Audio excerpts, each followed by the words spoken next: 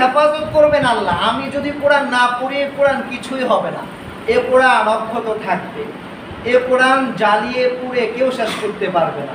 হাজার হাজার মানুষের সিনে এই কোরআন রক্ষিত।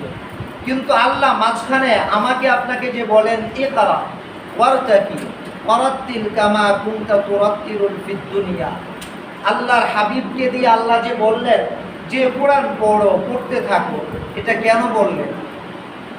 কেন বললেন? বলার পেছনে একটাই কারণ, গোলাম আল্লাহ রব্বুল আলামিন এর কালাম কতটুকু পড়ে এটা দেখতে চান আল্লাহ। শুধুমাত্র আল্লাহ বান্দার সাথে কোরআনের যে সম্পর্কটা, এই সম্পর্কটা দেখতে চান। এর চেয়ে বেশি তেমন কোনো কিছু না। আমরা যদি কেউ কালামুল্লাহ একদিন না পড়ি, এতে করে আল্লাহর কোনো লস হবে না। কিন্তু আল্লাহ বান্দার জন্য অনেক আফসোস করেন।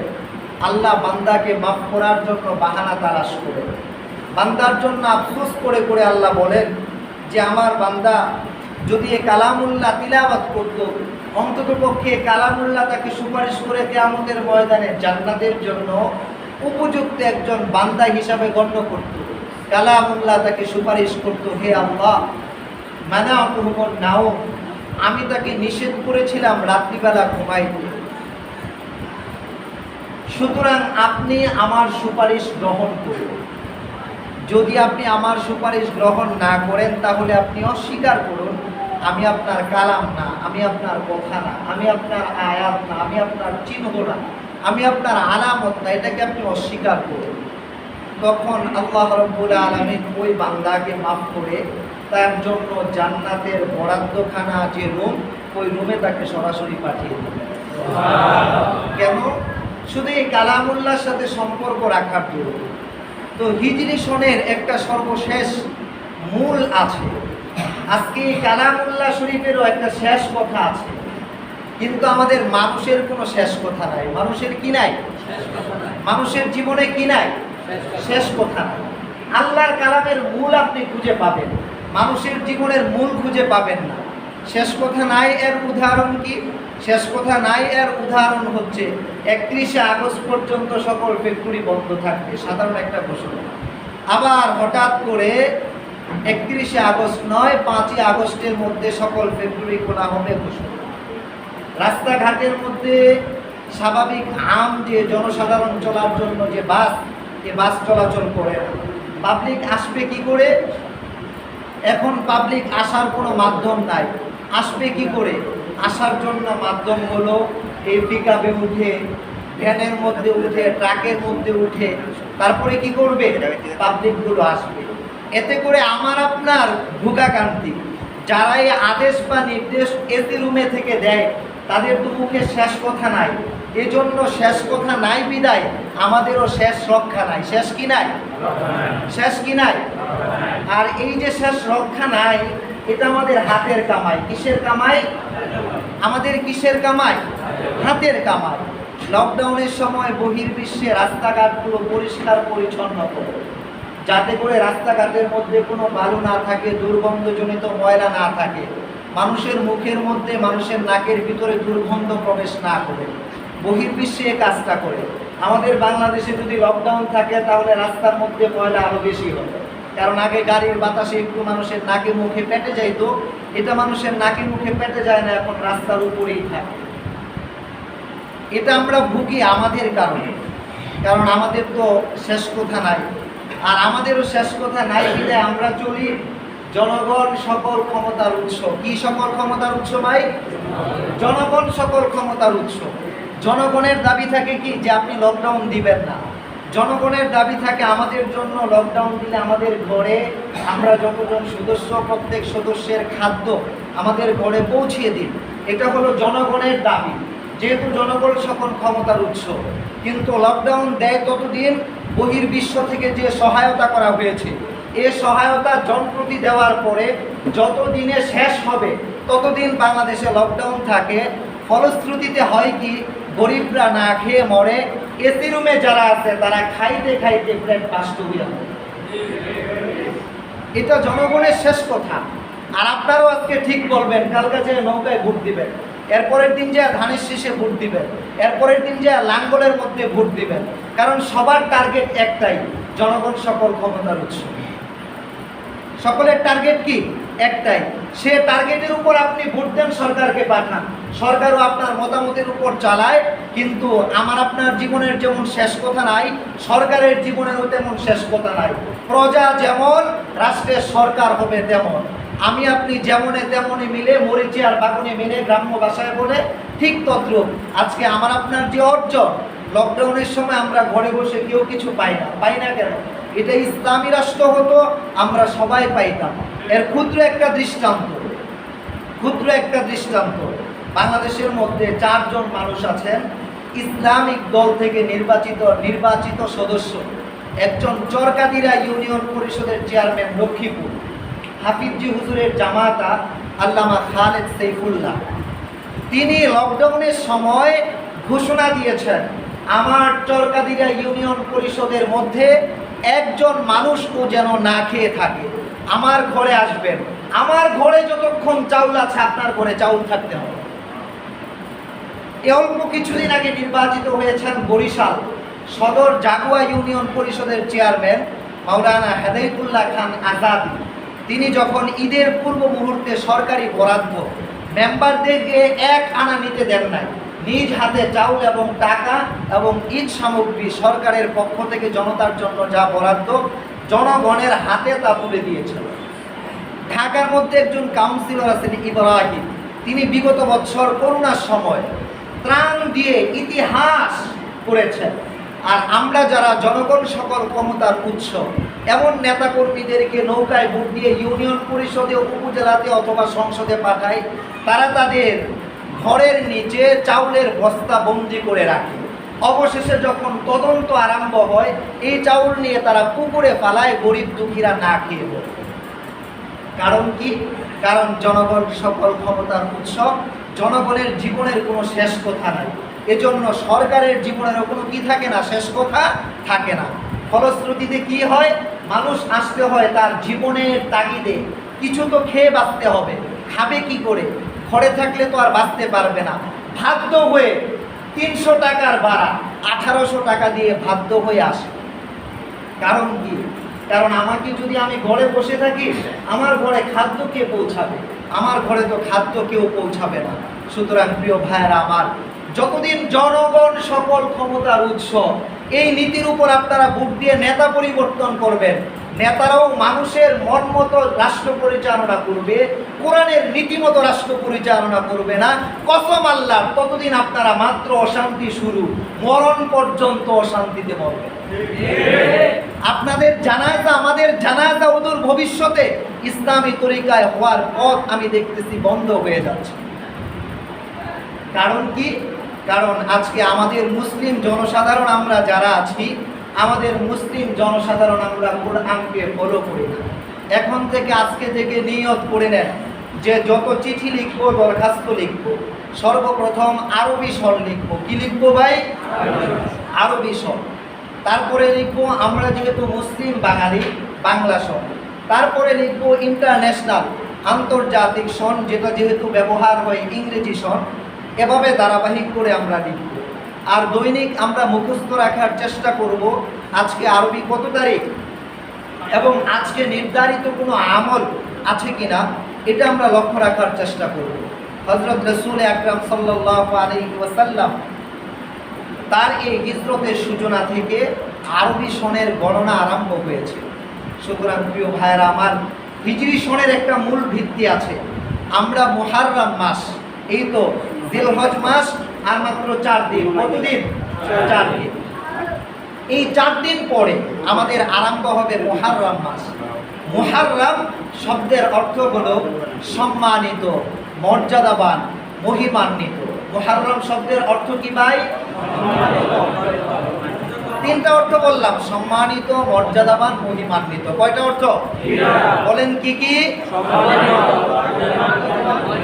সম্মানিত, মর্যাদাবান, মহিমান্বিত, এই 3টি অর্থ হচ্ছে মুহররম।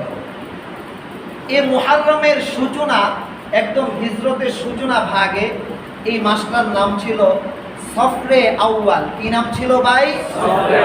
সফরে আউয়াল। যেহেতু মুহররম শব্দের অর্থ হলো সম্মানিত, এজন্য মুহাররম নাম রাখা হয়েছে, যেহেতু প্রথম মাস। এ প্রথম মাসটা হবে সম্মানিত মাস। আর সর্বশেষ যে মাস, শেষ ভালো যার সব ভালো তার, শেষ সময়ে মুসলিমরা জিলহজ মাসে এসে হজ করে। হজ আদায় করা শেষ, আরেকটি নতুন বছরের সূচনা। আর নতুন বছরের সূচনা মানুষ কিভাবে করে? পূর্বের বছরের জন্য তওবা করে, আর নতুন বছরের জন্য দৃঢ় সংকল্প করে যে আমি আর নতুন বছরের মধ্যে পূর্বের বছর আমার যে ভুল ত্রুটি হয়েছে, এই ভুল ত্রুটিগুলো নতুন বছরে যেন আমার না হয়, সে কি করে? প্রতিজ্ঞাবদ্ধ হয়। তো সে হিজরতের সূচনা থেকে 4টা মাস হলো সম্মানিত মাস। কয়টা মাস? একটি জিলহজ, অপরটি জিলকাদ, অপরটি মুহাররম, অপরটি রজব। এই 4টি মাস ইসলামের দৃষ্টিতে অনেক সম্মানিত। এই 4 মাসে রাসূল আকরাম সাল্লাল্লাহু আলাইহি ওয়াসাল্লাম বেশি বেশি রোজা রেখেছেন। বেশি বেশি কি করেছেন? রোজা রেখেছেন। 12 চাঁদের যে ফজিলত, এই 12 চাঁদের ফজিলতের মধ্যে এই 4 চাঁদ, রজব আর কি জিলকাদ, জিলহজ এবং মুহাররম। রমজানের বাহিরে রাসূল আকরাম সাল্লাল্লাহু আলাইহি ওয়াসাল্লাম সবচেয়ে বেশি নফল রোজা এই 4 মাসে রেখেছেন। এই 4 মাসের অতিরিক্ত অন্যান্য মাসগুলোতে এত বেশি রোজা রাখেন না। এই 4 মাসে সবচেয়ে বেশি রোজা রেখেছেন। কিন্তু আমরা কিছু কিছু মানুষ এই মুহাররমটাকে কারবালা বানিয়েছি। কি বানিয়েছি? কি বানিয়েছি? কারবালা। মুহাররম মাস, আজকে যে জিলহজ মাসের 26 তারিখ, গত বছর জিলহজ মাসের 26 তারিখ ছিল কিনা? কথা বলে ছিল কিনা? গত বছর জিলহজ মাসের 26 তারিখ ছিল। উদাহরণস্বরূপ ধরে নেন, আজকে জিলহজ মাসের 26 তারিখে আমার আব্বা মুহতারাম ইন্তেকাল করবেন। তো আগামী বছর জিলহজ মাস আসলে আমি বলবো কি, গত 26শে জিলহজ আমার আব্বা মারহুমের ইন্তেকাল দিবস ছিল। কি দিবস ছিল? আমরা যেটাকে মৃত্যু দিবস বলি। কিন্তু এর আগের বছর, গত বছরও কি আমার আব্বার ইন্তেকালের দিবস ছিল? কথা বলেন। এ মুহাররম, এটা কি কারবালা থেকে আরম্ভ নাকি সে সূচনা থেকে আরম্ভ? সে সূচনা থেকে আরম্ভ। তবে হ্যাঁ, মুহাররমের বিশেষ কিছু ঘটনা মুহাররমকে অনেক সম্মানিত করেছে। 1 নাম্বার, সাইয়েদনা আদম আলাইহিস সালামকে যেদিন তৈরি করেছিলেন, সৃষ্টি করেছিলেন, সূচনা ভাগ, তার অন্তরে, তার দেহের ভিতরে রূহ ফুঁকে দিয়েছিলেন, ওই দিন ছিল মুহাররমের 10 তারিখ। কত তারিখ? হযরত আদম আলাইহিস সালামকে যখন সৃষ্টি করে তারপরে ফেরেশতাদেরকে বললেন তোমরা সিজদা করো, ওই দিন কত তারিখ ছিল? মুহাররমের 10 তারিখ। হযরত আদম আলাইহিস সালামকে জান্নাতে প্রবেশ করালেন মুহাররমের 10 তারিখে। হযরত আদম আলাইহিস সালামকে জান্নাত থেকে বের করে দুনিয়াতে পাঠালেন মুহাররমের 10 তারিখে। নূহ আলাইহিস সালাম জাতির সাথে যখন তার জাতিরা তার সাথে গাদ্দারি করলো, তিনি দোয়া করলেন, রব্বি ইন্নী, হে আল্লাহ, আপনি আমার জাতি যারা আমার সাথে গাদ্দারি করলো, আপনি তাদেরকে কি করে দেন? ধ্বংস করে দেন। তো ওই দিন মহাপ্লাবন দিলেন। মহাপ্লাবন দিয়ে আল্লাহ বললেন তোমরা নৌকার মধ্যে ওঠো, বাকিরা পানিতে ডুবে মরে গেল। এই নূহ আলাইহিস সালামের নৌকা জুদি পর্বতের মধ্যে এসে ঠেকেছে তখন, যখন মুহাররমের 10 তারিখ। হযরত ইব্রাহিম আলাইহিস সালাম যেদিন আগুন থেকে মুক্তি পান, ওইটা ছিল মুহাররমের 10 তারিখ। হযরত ইউনূস আলাইহিস সালাম মাছের পেট থেকে যেদিন মুক্তি পান, ওইটা ছিল মুহাররমের 10 তারিখ। হ্যাঁ, এই তারিখগুলো, এই তারিখ, এই ঘটনাগুলিকে অনেক স্মরণীয় করে রেখেছে। তবে আমরা লক্ষ্য রাখবো, এটা যেহেতু কোরআন সুন্নাহর নির্যাসিত কোনো ইতিহাস নয়, এই ইতিহাসের উত্থান আছে, পতন আছে, এই ইতিহাসের জোয়ার আছে, বাটা আছে। যার মুখে সাহিত্যের ভার অনেক বেশি, ভাষার মাধুর্যতা যার অনেক বেশি, সেই ইতিহাস ইনিয়ে বিনিয়ে মৌলিক যে মূল ইতিহাস এটা তার রাখে না, যেটার মুখ্য প্রমাণ মীর মোশাররফ হোসেনের বিষাদ সিন্ধু নামক গল্পের বই, যেটাতে তিনি কারবালার ইতিহাস অঙ্কন করেছেন সম্পূর্ণ মিথ্যা আঙ্গিকে। কি আঙ্গিকে ভাই? মিথ্যা আঙ্গিকে, যেটা ডিগ্রির ইসলামিক স্টাডিজ বিভাগের মধ্যে ছাত্ররা পড়ে ওই মিথ্যা উত্তরটাই খাতার মধ্যে লিখে। সম্মানিত ভাইয়েরা, এ মাহে মুহাররম, এ মুহাররমের 10 তারিখ আমরা যেটাকে কারবালা বানিয়েছি। কারবালা হিজরি সন আরম্ভ হয় রাসূল আকরাম সাল্লাল্লাহু আলাইহি ওয়াসাল্লামের মৃত্যুর 6 বছর পর। কত বছর? কত বছর? 6 বছর পর, 16 অথবা 17 খ্রিস্টাব্দে, 16 অথবা 17 খ্রিস্টাব্দে হিজরি সন আরম্ভ হয়। আর কারবালা সংগঠিত হয় 60 হিজরি। কত হিজরি? 680 খ্রিস্টাব্দের। 600 কত খ্রিস্টাব্দে? 80 খ্রিস্টাব্দের কারবালা সংগঠিত হয়। মুসলমান ভাইরা আমার, হিজরি সন, মুহররম মাস এবং কারবালার সাথে আমার আপনার যে সম্পর্ক, এই সম্পর্কের সাথে মুহররম এবং হিজরি সম্পর্কটা অনেক ব্যাপক এবং অনেকটা পৃথক পার্থক্য মণ্ডিত। কারবালার প্রান্তরে হযরত হুসাইন রাদিয়াল্লাহু তাআলা আনহু, হযরত আলী রাদিয়াল্লাহু তাআলা আনহু তনয়, ফাতেমা রাদিয়াল্লাহু তাআলা আনহা এর দুলাল এবং নবী সাল্লাল্লাহু আলাইহি ওয়াসাল্লামের কলিজার টুকরা দৌহিত্র হযরত হুসাইন রাদিয়াল্লাহু তাআলা আনহু সপরিবারে সেনার কাছে, সেনাবাহিনীর কাছে ইয়াজিদ যে ছিল সীমা, সেই ইয়াজিদের সেনাবাহিনীর হাতে নির্মমভাবে শাহাদাত বরণ করে। বাস্তবিক এটা আমাদের জন্য অনেক কষ্টের, এটা বাস্তব, এটা সত্যি। কিন্তু আমরা যদি মনে করি এই কারণে মুহররমের মর্যাদা বেশি, তাহলে আমরা ভুল করি। এক্ষেত্রে আমরা আরেকটা বিষয় করি, 10 মুহররম যখন আসে, 9 মুহররম রাত্রের বেলা ভ্যান পার্টির মাধ্যমে আমরা মানুষদেরকে হঠাৎ করে বাঁশি বাজাই, তাজিয়া মিছিল করি, হাই হুসাইন বলে মাতম করি। তারপরে কি করি? হুসাইন রাদিয়াল্লাহু তাআলা করে একটি মূর্তি বানিয়ে মাথার মধ্যে নিয়ে আমরা মিছিল করতে করতে কিছু পরিমাণ রক্তের মতো কিছু পরিমাণ, আপনার কি বলে এটাকে, রক্তের মতো সাজানো থাকে, এটাকে কি বলে? বিয়ের সময় কি দেয়? রং।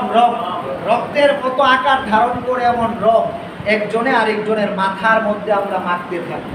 মুসলমান ভাইয়ের আমার, এটা আমরা কেন মাখি? মাখার পেছনে আমাদের একটাই কারণ, আমাদের সমাজে ধর্মীয় জ্ঞানের ব্যাপারে মূর্খতা সবচেয়ে বেশি কার্যকর। ধর্মীয় জ্ঞানের ব্যাপারে মূর্খতা সবচেয়ে বেশি কার্যকর।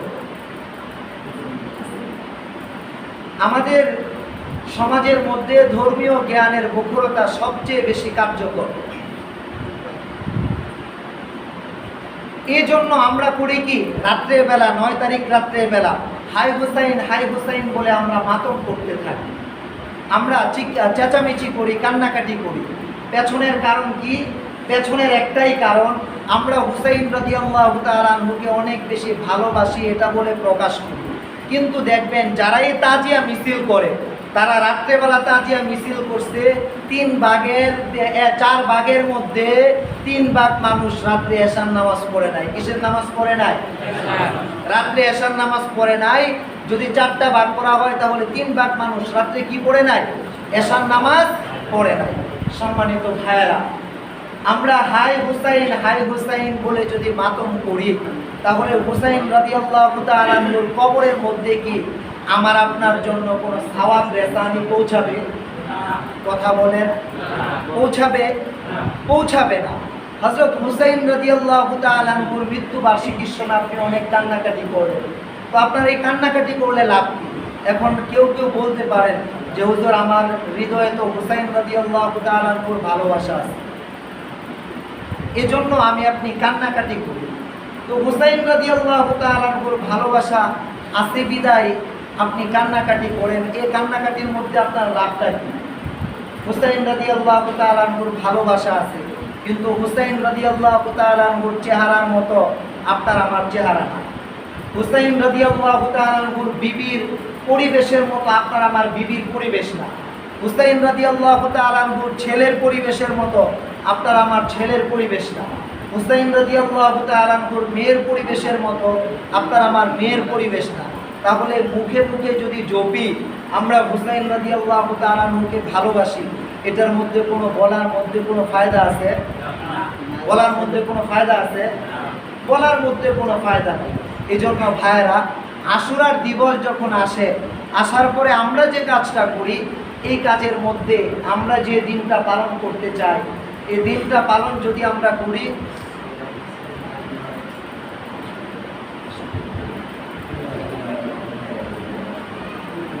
আমার একজন নিকটাত্মীয় ইন্তেকাল করেছে।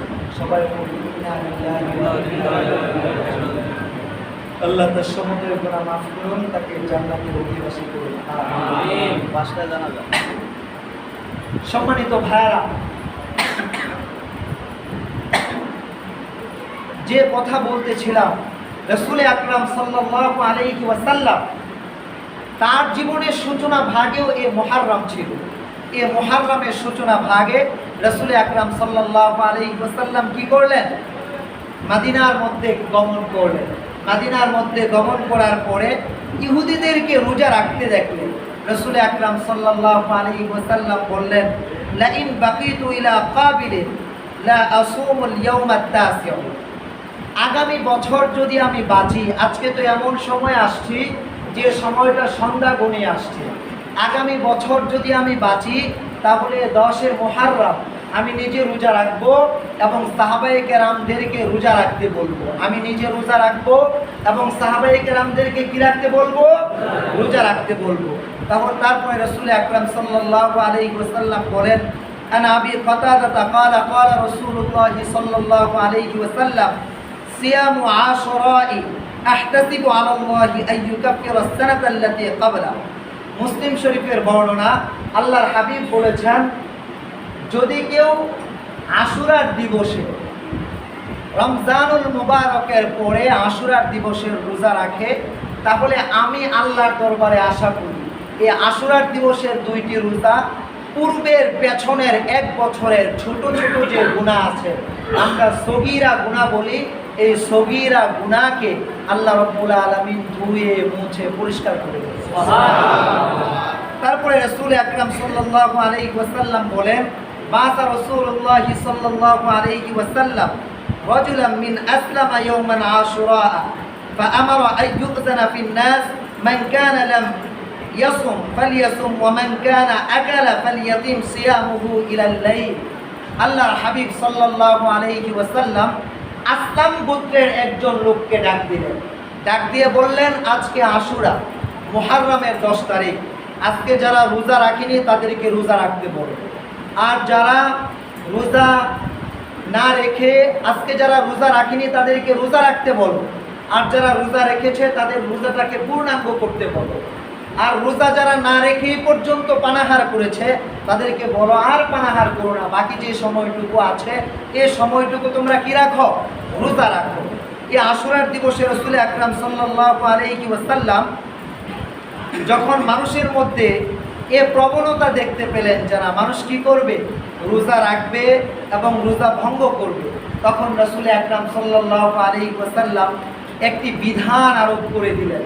রাসূল আকরাম সাল্লাল্লাহু আলাইহি ওয়াসাল্লাম খ্রিস্টানদেরকে জিজ্ঞেস করলেন, আচ্ছা আমরাও রোজা রাখি, তাহলে তোমরাও রোজা রাখো, তোমাদের রোজা রাখার যে মূল মগজ, এই মূল মগজটা বলো।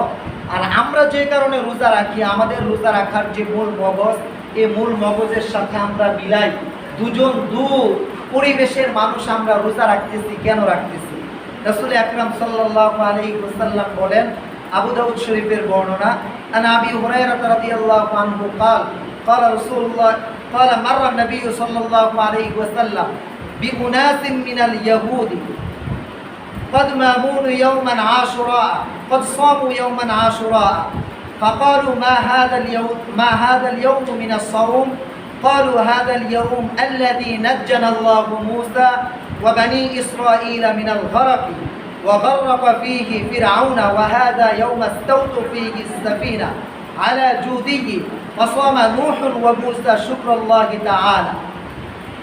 আল্লাহর হাবিব খ্রিস্টানদেরকে জিজ্ঞেস করলেন যে, হে খ্রিস্টানেরা, তোমরা রোজা রাখার মূল মগজ কি বর্ণনা করবে? তো খ্রিস্টানরা বলল, আল্লাহ সুবহানাহু ওয়া তাআলা এই দিন আমাদের নবী মূসা এবং বনী ইসরাইল সম্প্রদায়কে ফেরাউন যে ধাওয়া করেছিল, এ ধাওয়া থেকে রক্ষা করেছেন। তারা সমুদ্রে ডুবে মরত। মূসা আলাইহিস সালাম যখন আল্লাহর সাহায্য প্রার্থী হলেন, সেখানে 10 থেকে 12টা রাস্তা আল্লাহ নির্মাণ করে দিয়ে মূসা আলাইহিস সালামকে এবং তার জাতি বনী ইসরাইলকে কি করলেন? রাস্তার মধ্যে পারাপার করে দিলেন। আর ফেরাউন যে জাতি, ফেরাউন এবং ফেরাউনের জাতিকে সমুদ্রের মধ্যবর্তী পর্যন্ত নির্মাণকৃত রাস্তা দিয়া নিলেন তারপরে সমুদ্রের মধ্য গিয়ে রাস্তাটা পানির সাথে গলে ফেরাউন এবং তার সম্প্রদায় মাটির মধ্যে মিশে গিয়ে পানির মধ্যে চুবন খাইতে খাইতে মরেছে। তো আমরা এই আনন্দের জন্য রোজা রাখি। আল্লাহর হাবিব বললেন, ক্বালান নবী সাল্লাল্লাহু আলাইহি ওয়াসাল্লাম, আনা আহাক্কু বিমূসা ওয়া আহাক্কু বিসাওমি হাযাল ইয়াওম। আমি মূসা আলাইহিস সালাম এর অধিক হকদার, কারণ তিনিও কি ছিলেন? হক নবী ছিলেন। আজকে হকের একটা আলামত আপনাদেরকে বলে যায়। হকের একটা আলামত হচ্ছে স্বাধীনতা না, পরাধীনতা। হকের আলামত কি ভাই? হকের আলামত হচ্ছে পরাধীনতা। হকের পথ কোনটা? যেটা রিমান্ডের পথ, এটা হচ্ছে হকের পথ। যেটা কারারুদ্ধের পথ, জেলের পথ, এটা হচ্ছে হকের পথ। যেটা ফাঁসির পথ, এটা হচ্ছে হকের পথ। যেটা অন্যায় অপমান করার পথ, ওইটা হচ্ছে হকের পথ। যতদিন হক ছিল, ইসলামের সূচনা ভাগে হকটা এমনভাবে ছিল, বাতিলের কাছে সর্বদা মাথা নত করেছিল। আজকেও হক যারা, তারা দেখবেন মাথা নত করে থাকে, আর বাতিল যারা, তারা বুক ফুলিয়ে সবসময় চলাচল করে। আমাদের গ্রাম্য ভাষায় বলে, চোরের মায়ের বড় গলা। কি বলে ভাই? চোরের মায়ের। এ ফেরাউন যে মূসা আলাইহিস সালামের সময় ছিল, সে কি হক ছিল না বাতিল ছিল? বাতিল ছিল। এ ফেরাউনের দ্বন্দ্ব, মূসা এবং ফেরাউনের দ্বন্দ্ব, এটা হক এবং বাতিলের দ্বন্দ্ব, সত্য ও মিথ্যার দ্বন্দ্ব। তো আল্লাহ সুবহানাহু ওয়া তাআলা রাসূল আকরাম সাল্লাল্লাহু আলাইহি ওয়াসাল্লামকে দিয়ে সে পূর্বের বিষয়টা, হক বিষয়টা স্মরণ করিয়েছেন যে এটা হক, এই হকটাকে তুমি সাপোর্ট করো।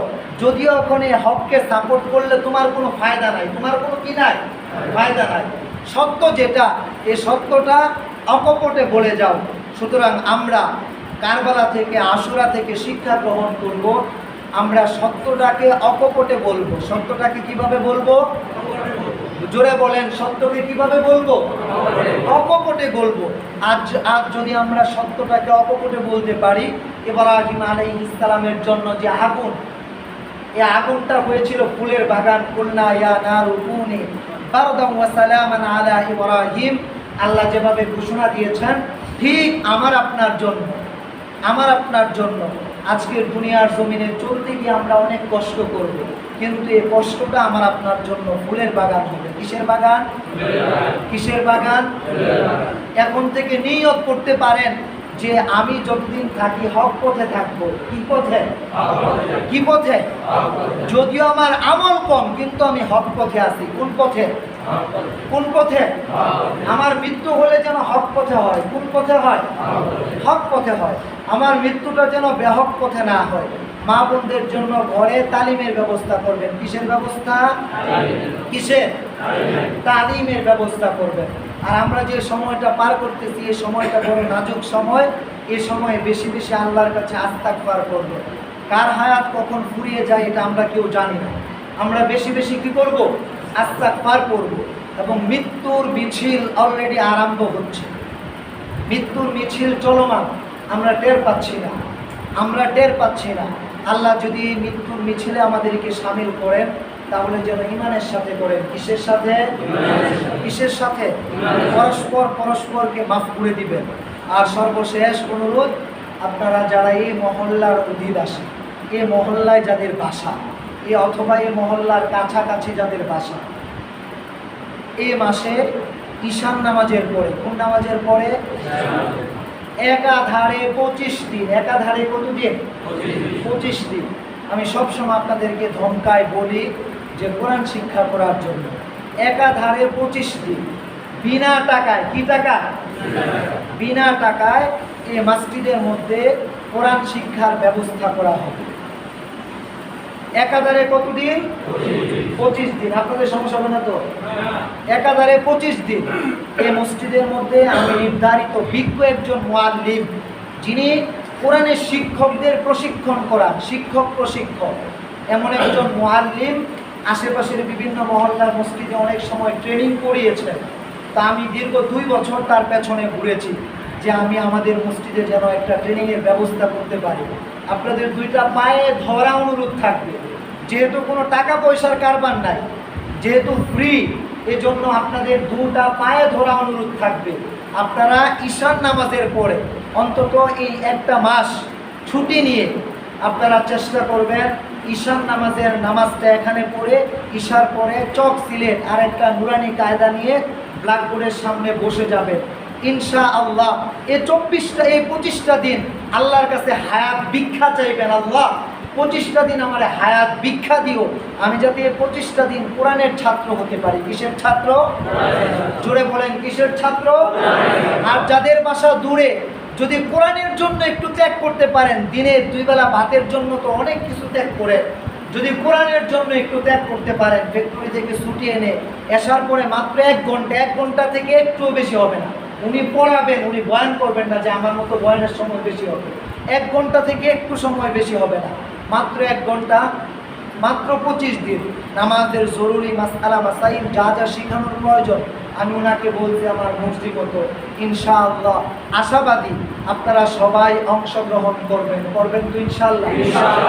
এই মহল্লার অধিবাসী আমরা কারা কারা একটু হাত উঠাইতো, এই মহল্লার মধ্যে আমরা কে কে থাকি বা মহল্লার আশেপাশে আমরা কে কে থাকি, অথবা এই মসজিদের আজান আমরা যারা শুনতে পাই আমরা সবাই মহল্লার অধিবাসী। একটু হাতটা সোজা করে। আলহামদুলিল্লাহ, মহল্লার বাইরে অনেক মানুষ আমাদের মুসল্লি, জোরে বল আলহামদুলিল্লাহ। মহল্লার বাইরের অনেক ভাই আমাদের মুসল্লি, তারা আমাদের মেহমান, তারা আমাদের কি মাঝে মধ্যে এক একদিন এক একজনকে খাওয়াইবেন, এক একজনকে কি করবেন, খাওয়াইবেন।